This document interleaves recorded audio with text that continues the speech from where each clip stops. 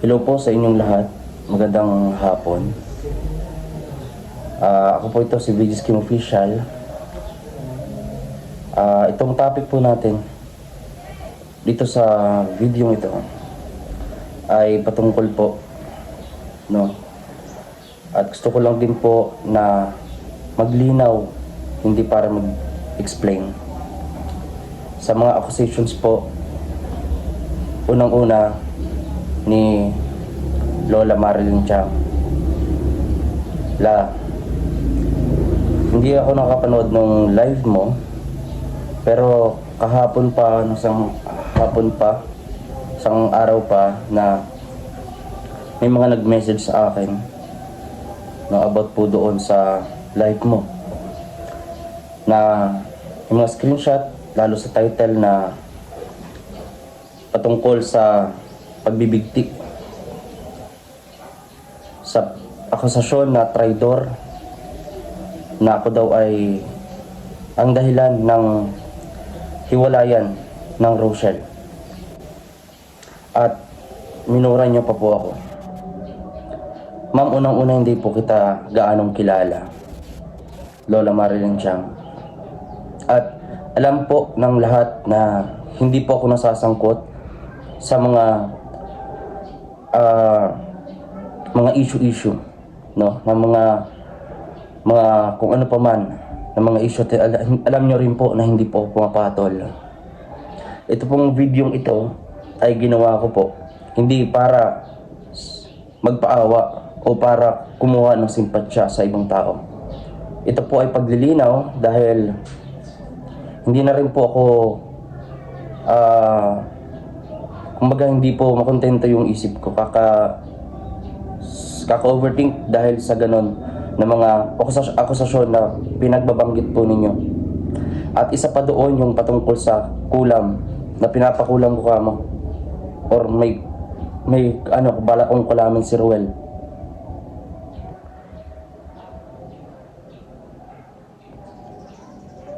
Pasensya na po kayo.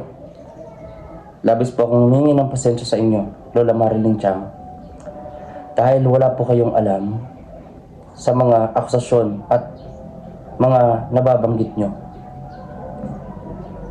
Unahin ko po sa pagiging traidor. Paano po ninyo nasabi na ako ay traidor? Nireview ko po ang live ni Ruel. Nireview ko po ang live ng mga kasamahan ko sa Davao, sa Bukidnon. At wala po naman silang masasamang sinabi. No? Wala po silang masasamang sinabi. At yung mga nagagawa po ng issue, yun po ang binigyan nyo ng kahulugan at ng mga narinig ninyo. Opo, inaamin ko. Nagchat po ako sa ilang mga ka-close po na sponsor.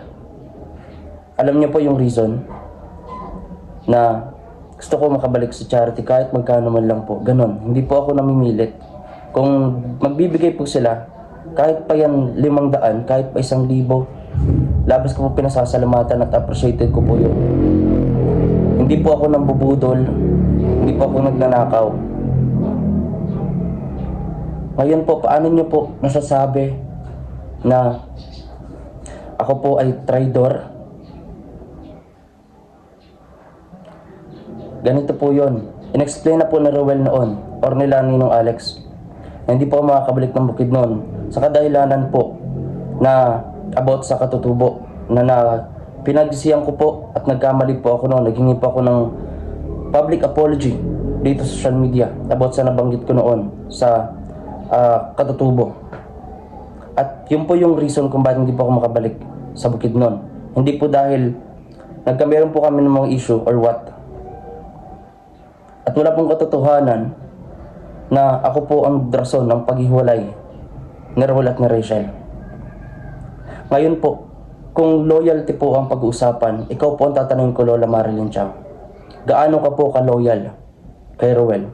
Gaano ka po ka-loyal kay Rachel? Ganong marami ng issue patungkol po sa inyo. At lately lang, Natatandaan nyo pa ba? O baka nakalimot na po kayo sa binanggit nyo or accusation din na binitawan nyo patungkol kay Rachel Morales. Alam po ng lahat dito na hindi po ako nakikisawsaw at ang vlog ko po, kahit hindi nagcha-charity, kahit minsan lang mag-charity, ang vlog ko ay mga pang good vibes na lang. Hindi po ako mahilig makisawsaw sa mga issue-issue na yan. And nagulat na lang din po ako na pagising ko sa umaga ay meron akong ganitong issue. At ang masaklap pa doon, pati paghihiwalay ng dalawa ay sinisi sa akin. At meron pa nga na kulam raw, pinapakulang ko raw si Ruel. Di ba nasa live niyo po yun? Ngayon pag napanood niyo po itong vlog na to, alam ko po na at alam mo na wala po akong ginagawa. At patungkol sa kulam na yan, wala po akong plano at wala po akong kilala na mangkukulam. Alam niyo po, i-remind ko lang po sa inyo na meron po tayong batas na umiiral. Ikaw po yung mas matanda sa akin, ikaw po yung dapat na magpayo na lang sa akin. Pero ang ginawa niyo po, at isa pa po, no, gusto ko rin itanong kung bakit po ganun na kayong na para bang hinusgahan niyo na po ako dun sa live niyo. Ganun hindi niyo naman po ako lubos na kilala.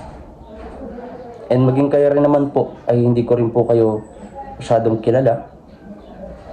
No? At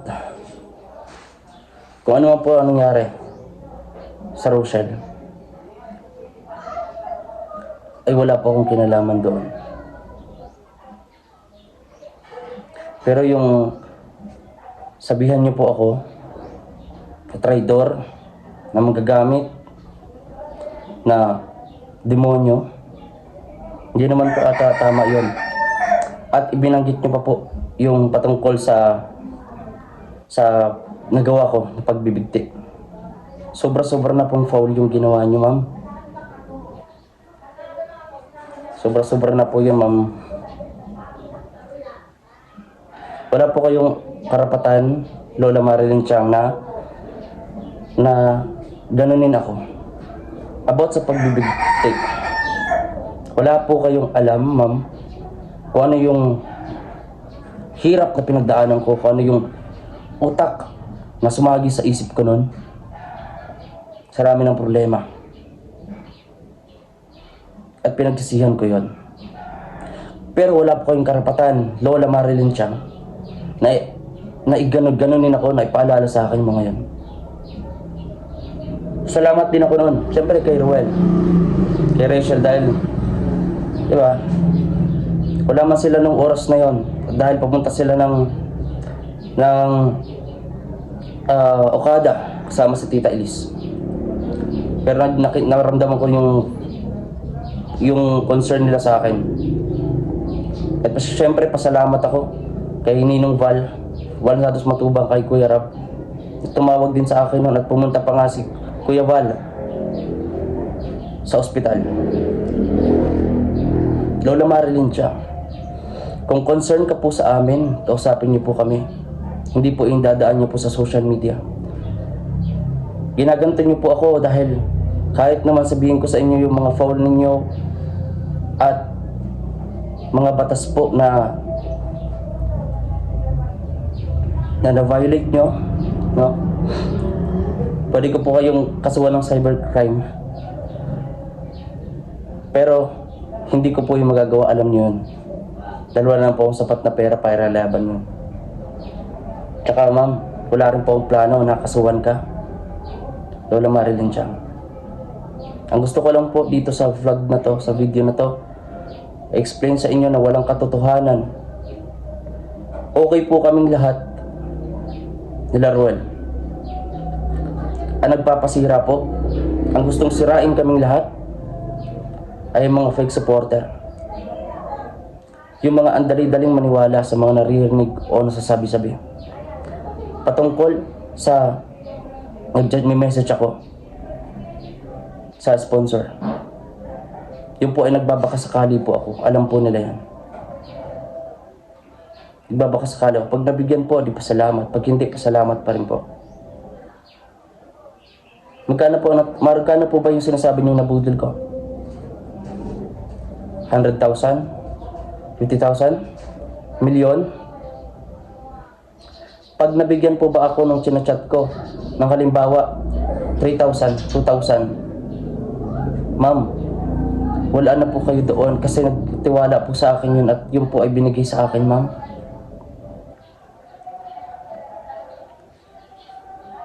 Huwag po kayong basta-basta magbigay ng akusasyon na wala po kayong matibay na katibayan. Na ako nga po, ay ginawa ko yun. Kung sa loyalty po ng sa Rochelle, kung ihalimbawa ako at ikaw, kayo po magsabi kung loyal po ba kayo sa Rochelle. Loyal ba talaga kayo kay Rowel o kaya kay Rachel? Ako, oo. Nasasaktan ako nung alaman ko na hiwalay po yung dalawa. Walang biro. Pero ginawa ko na nahimik ako. Nang lalaman din nilang nahiwalay din po ako sa asawa ko, nanahimik din po sila. Kinausap po nila ako. Kayo po, anong ginawa nyo? Ako po yung sa kilala po sa mga kaibigan ko. No. Ako po din yung labis na nasaktan sa mga kaibigan ko. Marami kong naririnig po na mga akusasyon sa akin. Traidor. Bakit po ninyo masasabing traidor ako? Dahil na doon po ako na Rachel? So it means po, pag pumunta kahit sino sa mga kasamahan, pumunta si Ninong Alex, pumunta si Kuya Victor, kala Rachel, sasabihan nyo rin po na traidor. Ganun na po ba? Ang tingin nyo po ba kala Rachel sa Morales family ay kalaban? Na para sabihan niyo po kaming traidor. Sana po itong videong ito ay makapagbigay ng linaw po. Pinipilit ko po na bumangon dahil bagsak na bagsak po ang channel natin. Pinipilit ko po na bumangon kapag nakapag-ipon ay maayos ko po yung buhay ko. Di po ako nag-iisip na naman kung ano-ano. Pero this time po, gusto ko po talaga na i-defend rin yung sarili ko dahil durog na durog po ako. At karapatan ko naman po siguro to para i-defend yung sarili ko. Lola Marilyn Chang, kung tunay ka po na concern sa amin lahat, kung kay Rowel at Rachel, kausapin niyo po privately. Kausapin niyo po kami. Magre-reply po ako ng maayos at pakikinggan po kita. Lola Marilyn Chang, hindi po kita masyadong kilala. Pero ganun pa man po, nare-respeto kita dahil ikaw ay mas nakakatanda kaysa sa akin. Marami po akong gustong sabihin.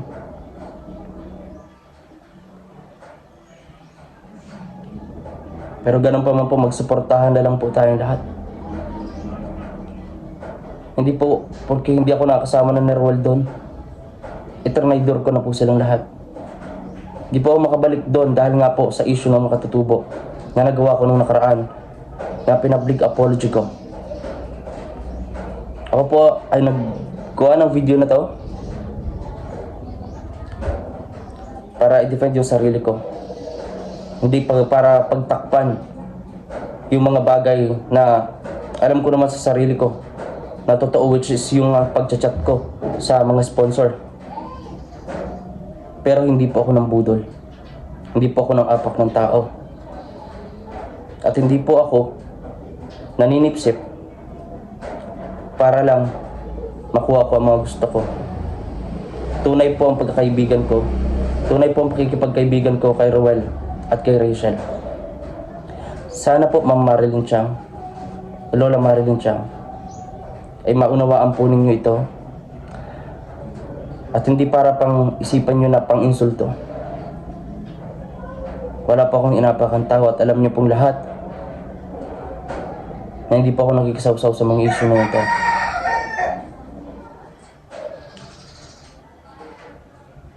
Gusto ko lang po ng maayos at tahimik na buhay. Bumangon sa pagkakadapa. Huwag niyo naman po akong drogin. Huwag niyo naman po ako na mas lalo pang iba pa. At wala po kayong karapatan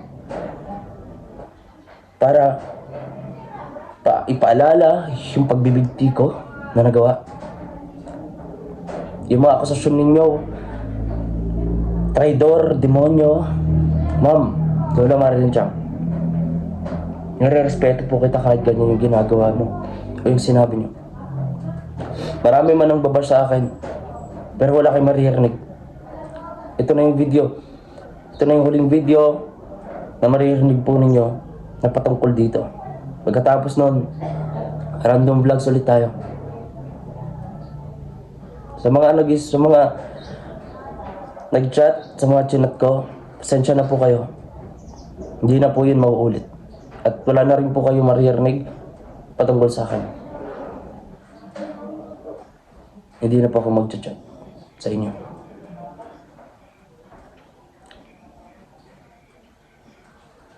Gusto ko lang po ng maayos at makapokus sa trabaho. Yun lang.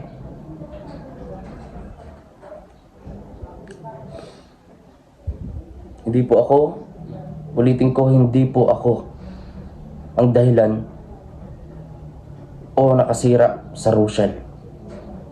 Sirain ko ba yung magandang samahan ng kaibigan ko? Yun lang po. Maraming po salamat. Ayoko na po babahin ng video to. Tigilan nyo na po yung mga akusasyon po na walang katuturan. Gusto ko po na maayos na buhay. Kabog po ako sa trabaho. Nagpapasalamat nga rin po ako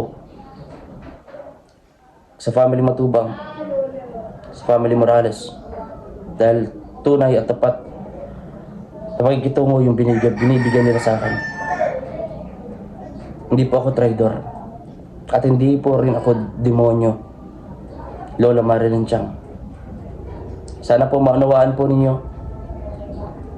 Kung ayaw nyo po itong video ito, pwede nyo pong skip o kaya unsubscribe. Okay lang po yun. Maraming salamat po. God bless po.